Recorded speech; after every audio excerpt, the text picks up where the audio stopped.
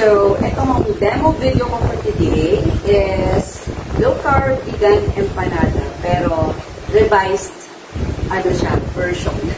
Low-carb version of empanadas. Okay, so excited na ba? Well, anyway, for today, I'm featuring yung ating the newest Eats products ng Keto Cucina PH. Alright, so I just received yesterday yung ating Keto Cucina PH products, and that includes their new products. Alright, so we have here Keto Alibet, alright, and then we also have Bangus Sisig, ayan, Bangus Sisig, and Keto Gourmet Tuyo.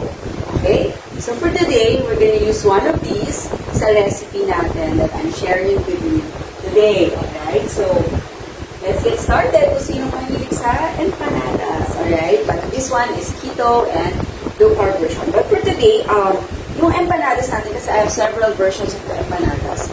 For today, we're going to use these ingredients. This is going to be made of almond flour, okay, and of course baking powder, salt, pepper, garlic, and if you have achuete, of course, that will make it more authentic, but today I don't have achuete, so I'm just going to use orange food coloring. Pwede din namang walang food coloring. And to form the dough, we're going to use Vital Wheat gluten, right? So, this is not gluten-free. This is with gluten. Pero yung wala namang gluten tolerance dyan, ay pwede nyo gamitin ito. Recipe na to. And it's the Vital Wheat gluten that will help create the dough and make it similar to the traditional one. Okay, so let's get started for today. So here in my bowl, I already have 2 cups of almond flour. So all we need to do is just mix all the dry ingredients. And then we have 8 tablespoons of Vital Wheat gluten. Okay, lagay lang natin dyan. And then, we need 1 teaspoon of baking powder. So, i-ready na natin. Okay, and then we need 1/4 teaspoon of salt. Okay, so we have the salt here. Pero ilalagay ko rin yung ating recipe sa comment section. And then, we have 1/2 teaspoon of black pepper. Okay, so depende na sa iyo. Of course, you can always adjust. Now, we're going to use 1/2 teaspoon of black pepper. Okay, and then, kung meron ka smoked paprika, ay pwede mo rin lagyan. And then, I'm gonna put in 2 teaspoons of garlic powder. Okay, so, talagang savory itong ating empanada. Okay, so you can actually prepare this in advance kahit wala pa yung filling mo, and you can just refrigerate the dough before baking, kung hindi pa ready ang filling mo. Okay, so anyway, you just mix all the dry ingredients. Okay, mix nyo lang sila. Okay, so I have it here. The wet ingredient is simply hot water and the food color. Now we have 210 grams of hot water. Okay, so ito lang yung ating wet ingredient. Yan lang yung wet natin. And we're gonna pour in siguro mga 1 to 2 drops of orange flavoring. And of course, kung meron kang achuete, would be best. Okay, so I'm gonna pour in flavoring. Coloring. I mean. Para lang magkaroon ng kulay yung ating empanadas. Okay? Siyempre, minsan, di ba, pag makulay, mas exciting, di ba? Mas tayo natutuwa. Okay? So, this is hot water, 210 grams, para matulungan ma-form yung ating dough. Okay? So, we're gonna pour in slowly our hot water. So, ito yung ating hot water with the coloring.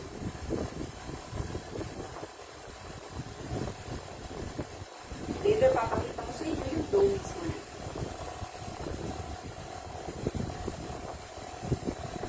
Okay, so ayan yung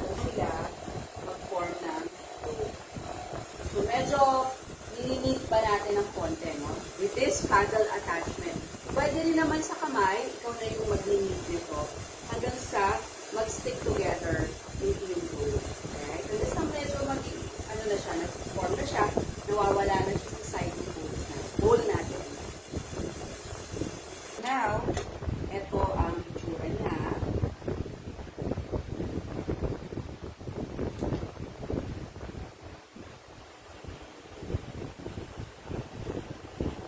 I'm gonna show you.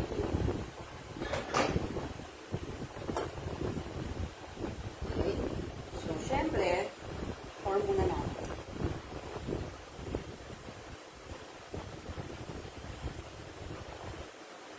Need lang natin siya ng konti. Okay, so syempre, kailangan siyang i-need para hindi siya magpupunit or mag-iwalay. So for me, oil ko lang ang aking working table. Alright. And then, dito natin siya i-need.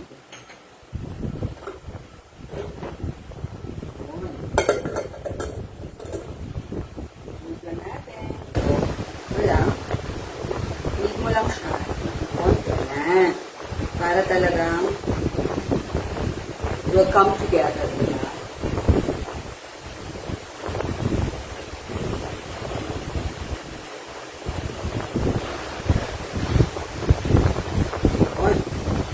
Maganda na siya. No? So, need for mga 1 to 2 minutes.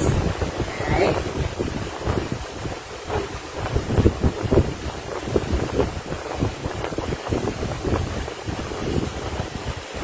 Once na na-knead mo na yung dough, alright, it's time to weigh them. Okay? So, syempre, depende kung gaano kalaking empanada ang gusto mo. Okay, we can do 100, okay, or 60. It really depends on you. Okay, so, tingnan natin gaano kalaki. Tingnan natin ito. Okay, so let's do 100. Ayan, para maganda. Malaki-laki. Okay, so at this point, na-measure na natin sila at 100. So, eto na yon. So, syempre, bilugin mo lang siya. Okay, and then syempre, pwede mo itong i-rolling pin in between parchment paper or baking paper. So, kung may rolling pin ka, i-roll mo lang siya. Okay?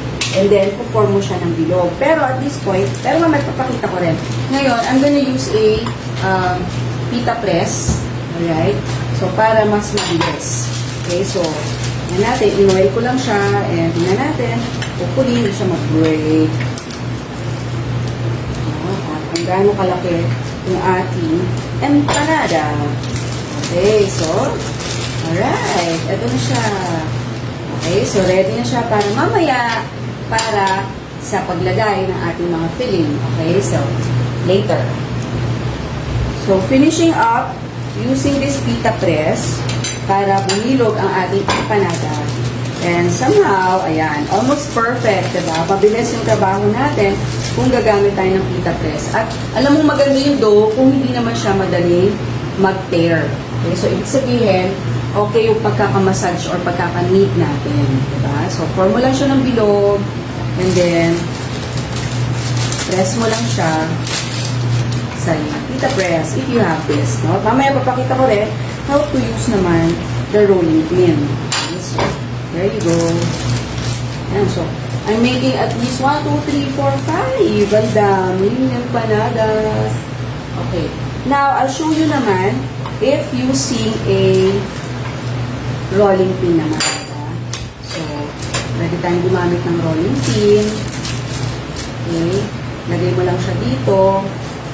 Oil mo lang para hindi masyadong dumikit. So, syempre, madikit naman talaga ito. Diba? Okay. So, pwede kang gumamit ng rolling pin. Yan. Kaya lang, ito, yan. Kailangan, ano ka na, may filling ka na ilalagay. So, mamaya, lagyan natin siya ng filling, and then, saka natin siya puhulmahin. Okay.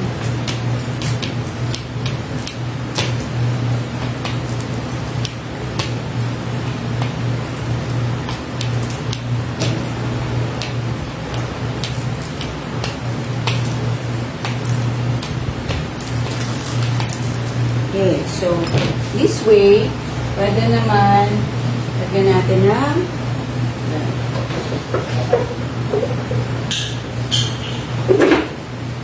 pwede rin. Diba? Any takip. Form mo lang siya. Oh, there you go.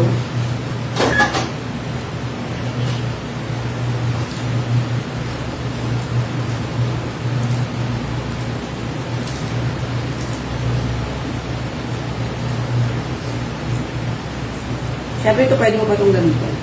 Okay, so using a rolling pin and then a lid, okay, pwede ka rin mag-form even without a pita press.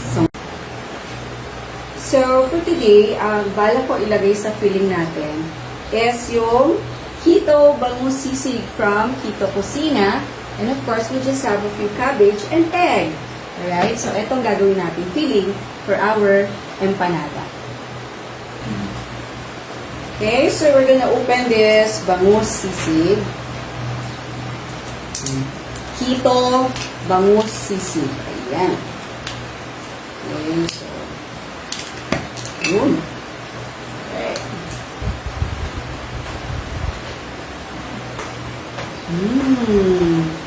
Matching sili pa. Alright, so pwede natin itong ilagay na filling dito sa ating empanada.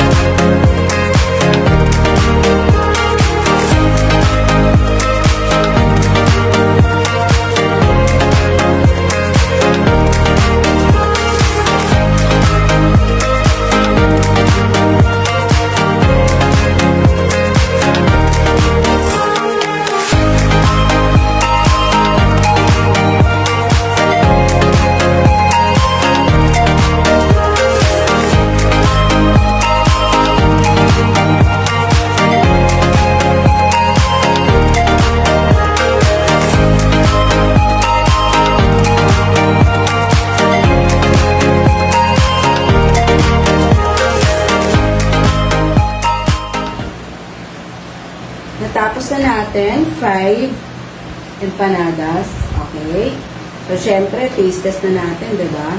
Subukan na natin. Laki, no? Wow. This is kasi 100 grams. Pero, syempre, pwede ka namang gumawa ng mas maliit.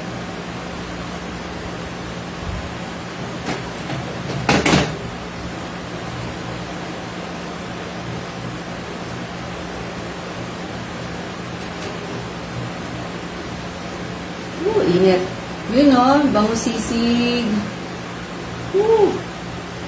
Egg. Medyo mainit pa rin kahit kanina pa to. Sausaw natin sa suka.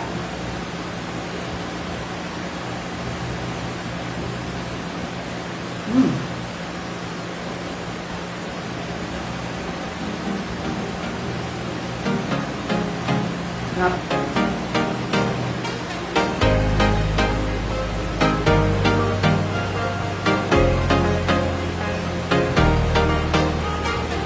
Malasa talaga si bangus sisig.